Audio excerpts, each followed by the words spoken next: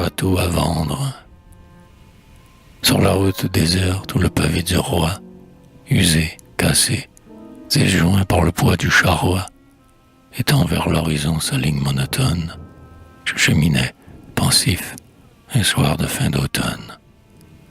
Le vent d'ouest tourmentant les lourds nuages gris, gémissait, des tilleuls, par octobre le flétri, déjà son souffle avait arraché la dépouille et chassait devant moi ses tourbillons de rouille. On ne fréquente plus ce chemin déclassé, mais cette solitude évoque le passé et fait rêver de temps enfui, d'ancienne France. Ces grands arbres ont vu passer la diligence. Les plus vieux des corbeaux planant sur les sillons s'effarèrent au coup de fouet des postillons. L'écho, sourd aujourd'hui, des prochaines collines, répéta le fracas du gueulot des berlines. Et l'antique chaussée au poste des pavots fait jaillir du feu sous le fer des chevaux. Maintenant, c'est un lieu morne, sous un ciel terne. L'automobile, monstre effrayant et moderne, évite ce pavé qui crèverait ses pneus. Je flânais donc lorsque, sur un mur ruineux, une affiche attira mon regard pour m'apprendre qu'un château du pays, tout proche, était à vendre, avec ses prés, ses bois, ses fermes, ses hameaux. Puis j'aperçus, au bout d'un long coureur d'ormeaux, dont la ramure forme une voûte et se croise, le rose de la brique et le gris de l'ardoise, et, devant ce logis en noble et grand air, la large grille avec ses artichauts de fer. J'ai voulu visiter la maison condamnée, une ruine, hélas, et très abandonnée. Parmi les nénuphars et les souples roseaux, le château lézardé, tel qu'une fleur des eaux, émerge de fossés à l'eau trouble et malade, et les vieux mascarons sculptés de la façade penchent sur ce marais leur visage chagrin. Aux alentours, ce sont quiconces, boulingrins, cabinets de verdure et plates-bandes droites. Deux bustes surgissant de leur gaine étroite montrent encore, en un déshabillé coquet, Pomone avec ses fruits, Flore avec son bouquet. Bref, c'est bien le jardin où notre ancien génie mit son goût de correcte et trop sage harmonie. Mais le désordre l'a transformé, reconquis par l'herbe folle, par les lierres, par les gui, et laissé trop longtemps sans soin et sans culture, paisiblement le parc retourne à la nature. Partout, c'est un tapis de vieux feuillages secs, plus d'ifs taillés pareil aux pions du jeu d'échecs. La charmille se change en bocage quelconque. Le triton du bassin ne tire de sa conque nul jet d'eau. Le rosier redevient églantier. Un banc sert de perchoir aux poules du portier. Vif, de légers lapins sautent sur les pelouses, et d'affreux limaçons souillent de leurs ventouses un dieu terme qui gît sur le sol, mutilé. Le pauvre parc, il est charmant, mais désolé. Je gravis le perron. Dans le grand vestibule, l'humidité déteint les murs et les macules. En entrant, un frisson vous passe sur le corps. Là, certains ornements, têtes de cerf discorde, hurles de sanglier, trompes à la dent-pierre. Puis la rampe dorée et l'escalier de pierre gardent encore un peu d'aspect seigneurial. Cependant, on sent bien, dès le seuil glacial, que la noble demeure est décidément morte. Et du salon d'honneur, quand j'eus franchi la porte, quand, pour donner du jour, le rustique valet ouvrit une croisée et poussa le volet, l'irréparable, la sinistre décadence, m'apparut brusquement dans sa froide évidence. Oh, quel fils du passé de sa race oublieux laissa crouler ainsi le toit de ses aïeux? Pierre de sa maison, depuis combien d'années à cette lente mort vous a-t-il condamné? Qui le sait? Je devine un drame, un désespoir. L'obscure solitude et le silence noir, depuis que plus jamais l'air ici ne pénètre, Depuis qu'on a bouché la dernière fenêtre, on fait leur œuvre ainsi que les vers d'un cercueil. Le désordre est flagrant dès le premier coup d'œil. Tout est détruit, gâté, souillé, réduit en loques.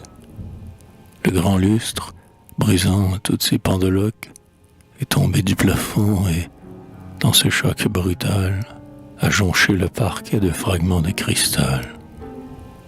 Partout le bois se fend, la peinture s'écaille.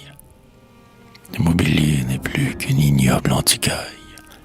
Car les rats, j'en ai vu 3 ou 4 s'enfuir, ont rongé le satin, le velours et le cuir. Pas une étoffe n'est par leurs dents épargnée. Un voile épais et gris de toile d'araignée cache, dans le foyer, la plaque et son blason. Les champignons hideux et gonflés de poison poussent dans tous les coins. Sur la tapisserie, Vénus sortant de l'onde et de lèpre pourrie, et les planchers branlants fléchissent sous les pas.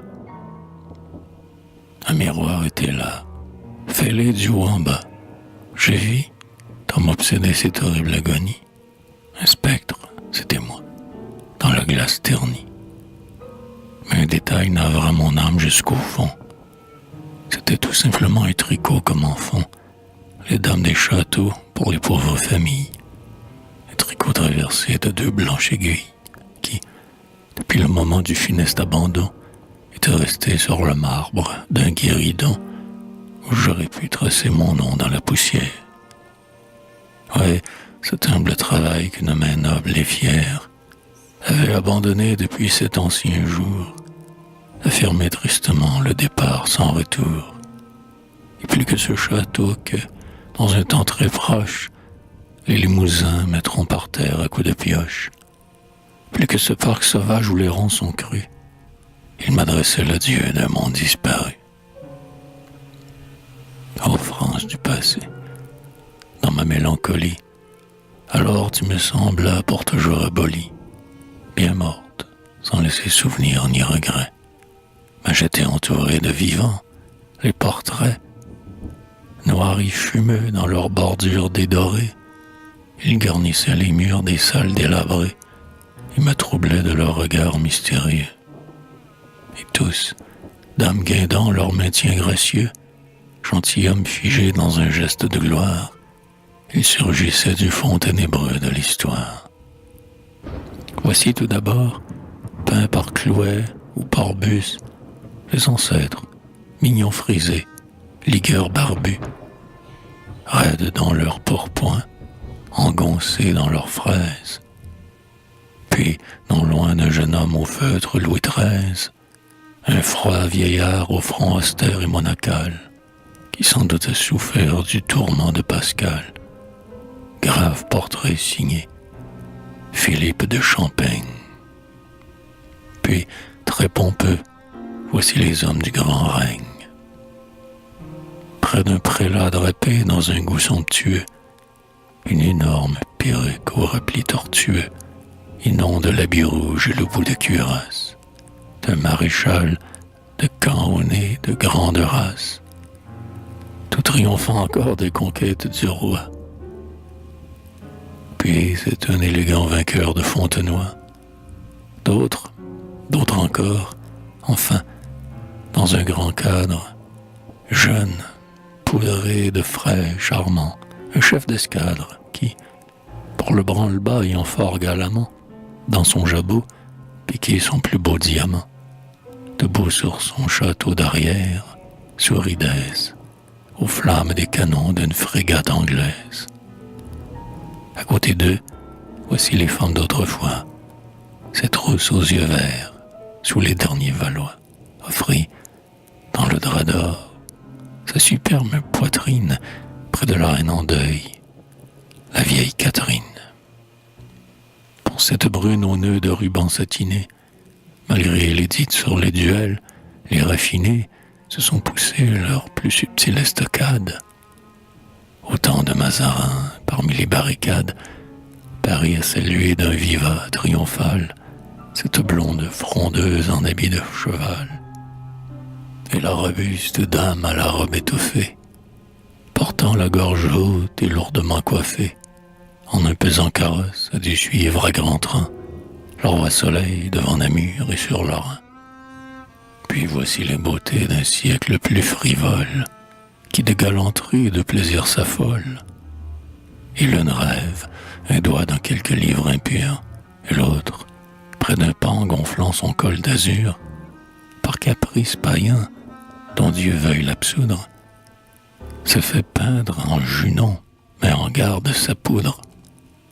J'y songe. Les derniers de ces gens comme il faut, au mauvais jour, ont dû mourir sur l'échafaud, ou traîner en exil des misères secrètes. Ces pauvres vieux, naguère officiers des levrettes, à Londres ramassa du pain dans le ruisseau. Le gentil collier fait d'un ruban ponceau, qui par cet enfant exquise prédestine son cou si blanc à la sanglante guillotine. L'ancien régiment est mort. Tout de suite après, ils ont un air bourgeois et déchu, les portraits. C'est de la grande gloire, encore qu'on respire, devant ce colonel chamarré de l'Empire, qui porte dans son bras arrondi son colbac. Mais ensuite, quel triste et piteux bric-à-brac, sous le bourdon podagre à grosse épaulette, le beau sexe eut vraiment de grotesques toilettes. Et l'on ne prendrait pas pour un homme bien né ce pédant doctrinaire à l'habit boutonné. Un peu plus loin, c'est vrai, l'on retrouve l'armée, le Hokipi d'Isly, le caban de Crimée, font plaisir, mais que ces tableaux sont gris et froids. Et cette dame qui, sous Napoléon III, eut ce buste opulent et cette taille fine, et ridicule avec son ample crinoline. Je sortis, murmurant presque un de Profondi, sur cette tombe où gît la France de jadis. Mais dehors, ranimé par la bise automnale, je me suis rappelé l'œuvre nationale, l'œuvre de cette France, et j'eus comme un remords, en songeant à l'oubli qui couvre tous ces morts. Ouais, ceux que ce logis en ruine eut pour hôte ont commis, j'en conviens, des erreurs et des fautes. Ils ont de durs abus trop longtemps profité, mais vers plus de justice et de fraternité, sommes-nous sûrs d'aller? Vers quel gouffre nous roule le stupide et changeant caprice de la foule? Ni Dieu, ni maître. Mais nous nous humilions devant les souverains du jour, les millions, et notre âme vénale, au veau d'or converti, trouve à l'abject écu la splendeur de l'hostie. Notre pire démence, en ce siècle orgueilleux, c'est l'horreur du passé, le mépris des aïeux. Mais le poète les respecte, et tout à l'heure, quand ils m'ont apparu dans la vieille demeure, mon cœur fut attendri, car je reconnaissais en eux de vrais, de purs, d'authentiques Français, qui donnèrent, pour des siècles, à notre race, les hommes leur vaillance et les femmes leur grâce. Le mal, quand ils l'ont fait, fut celui de leur temps, mais la France est leur œuvre, et pendant des 100 ans et des 100 ans, ils ont peiné pour son service. Leur sang fut le ciment de ce grand édifice. Ils ont, croyant en Dieu, fidèles à leur roi, maintenu l'unité de pouvoir et de foi. Leur effort instinctif, pendant la lente histoire, province par province, accrut le territoire. Il leur doit, ce pays natal que nous aimons, sa ceinture de mer, de fleuves et de monts. Leur épée a donné sa forme à la patrie. Ici, de notre temps, elle s'est amoindrie. C'est que nous n'avons pu, peuple au cœur fatigué, garder intact le sol qu'il nous avait légué. France des fleurs de lys, puissant et beau royaume, je reste ému d'avoir évoqué ton fantôme, devant ces vieux portraits au cadre vermoulu qui m'ont si tristement redit que tu n'es plus. Vers ton noble passé, ma mémoire remonte, hélas, en d'affreux jours de douleur et de honte, où, comme pénétré d'un miasme empoisonneur, dépérissent la foi, la bravoure et l'honneur. Mais ce pauvre pays qui se rue aux abîmes est celui, tu le sais, des surprises sublimes. Nos drapeaux sont changés, France des fleurs de lys.